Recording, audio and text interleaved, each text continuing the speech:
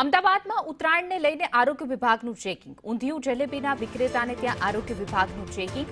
અલગ અલગ ઝોન મુજબ ટીમ બનાવીને ચેકિંગ હાથ ધરવામાં આવ્યું છે.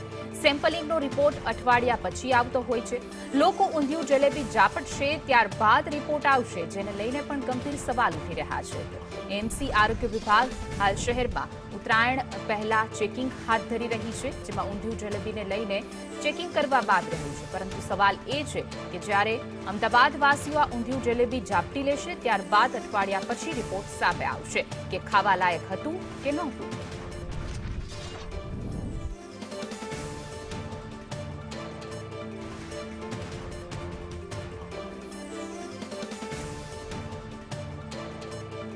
અલગ અલગ ઝોન મુજબ ટીમ બનાવીને ચેકિંગ હાથ ધરવામાં આવ્યું છે. અમદાવાદ આરોગ્ય વિભાગની ટીમ દ્વારા આ ચેકિંગ કરવામાં આવી રહ્યું છે, જેમાં ઊંધિયું જલેબી જે ઉત્તરાયણને લઈને અમદાવાદીઓ ઊંધિયું જલેબી ઝાપટતા હોય છે. પરંતુ સૌથી મોટો સવાલ એ છે કે જ્યારે રિપોર્ટ આવશે ત્યાં સુધીમાં અમદાવાદવાસીઓએ આ ખોરાક ખાઈ લીધો હશે.